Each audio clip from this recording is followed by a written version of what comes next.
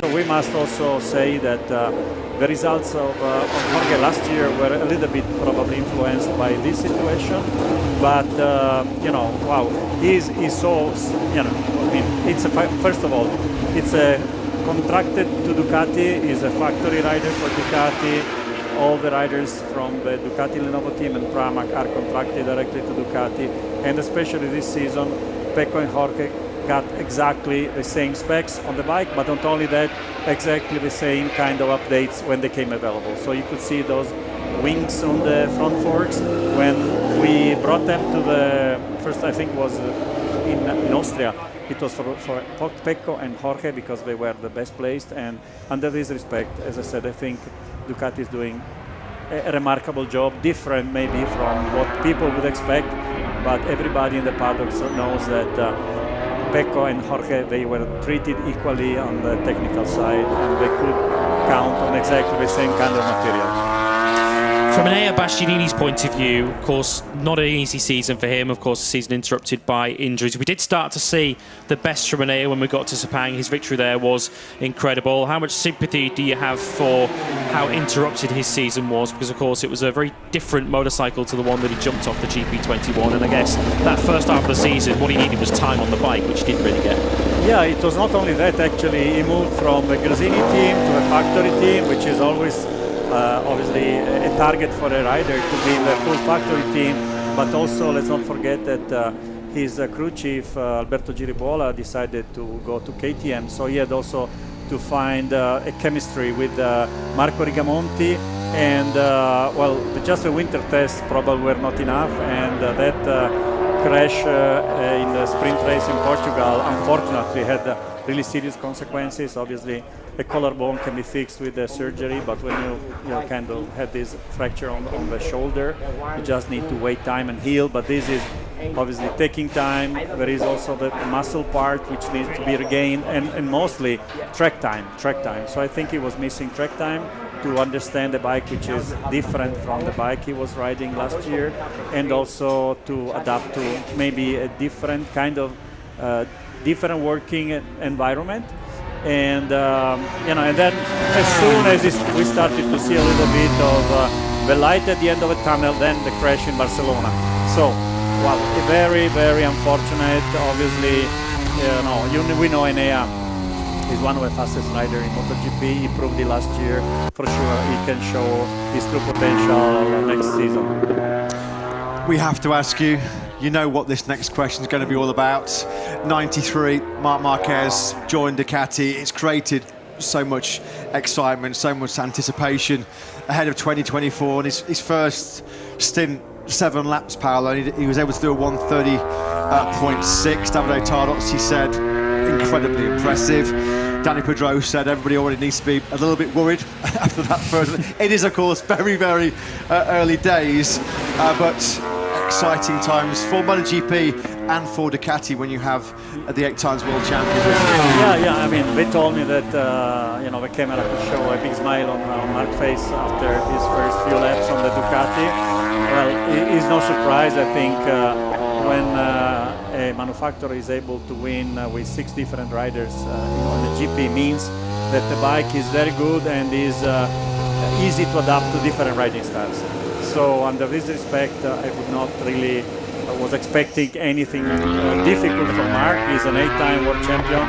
His brother probably has given him some hints throughout the season about how good the bike is and how good is also the Gresini racing team. It's a more of a family style environment, but with very, very capable and skilled technicians. So I think it's probably what Marc needed after so many difficult seasons with Honda. We must say that deciding to leave a factory team to join an independent team in order to find again fun on riding, that feeling that the rider really needs. I mean, Marc is not the youngest rider here, he's not that old at all, but after a few disappointing seasons, I think he wanted just to enjoy, and I think he will be able to enjoy in the Ducati for sure. It's going to bring some extra challenges to all the other Ducati riders because his talent is there. So it's it's going to be interesting next season to see. Probably the other manufacturer will be not so happy because they say already it's a Ducati domination. But what can I say? What can we do? I mean, it was his right, it was his choice, and for sure the best possible choice for Gresini Racing. At times this year, from the outside, it's potentially not looked like the easiest thing to sort of manage that battle in the championship between Pecco and Jorge, two different teams, and there's been all the talk in the background as well about Jorge maybe coming into the factory team. So you've had to deal with that situation this year. I've got to say, you've dealt with it incredibly well. But Marquez coming into Ducati, potentially, you know, given. Obviously, we need to show that we're able to manage. I think in the recent past, we showed that somehow we can manage a complex situation for sure. The kind of rivalry between the two teams, between the Lenovo team and the Pramac team, even though we are so close. And let's not forget that we have 7 Ducati Corsa people working for Pramac Racing.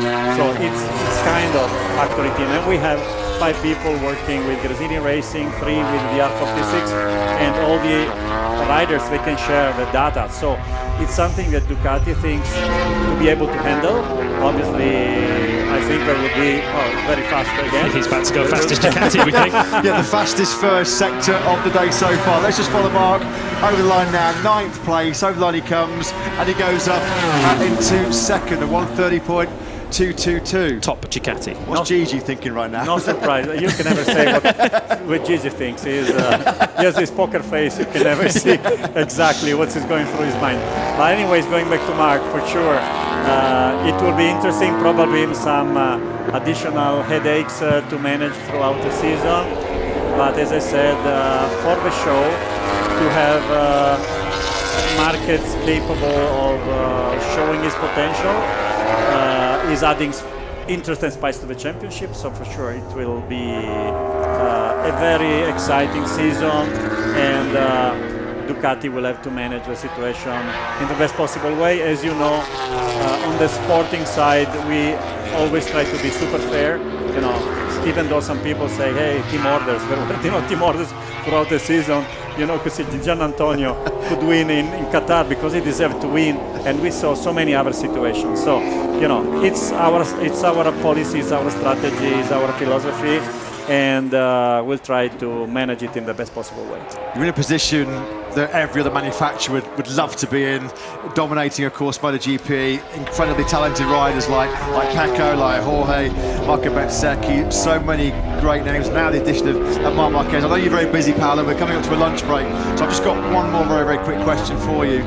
Yesterday, it's been announced about the new concessions to help Honda and Yamaha. Of course, your success in some ways has driven this upgraded concession system. We read yesterday that, of course, it was a unanimous agreement with all of the manufacturers, so Ducati has endorsed it, but in some respects, people could say you're being penalised for your success. So, what's your viewpoint, or what's the Ducati viewpoint on the concession system? Well, I think we always said we were ready to find a solution which will make the manufacturer in a difficult position, namely the two Japanese manufacturers now, to be able to catch up, because we don't want a championship where, you know, with the current rules, for whatever reason, because they got podiums, you know, because Alex Rins won in Austin, then the current system would not allow them to have any extra help.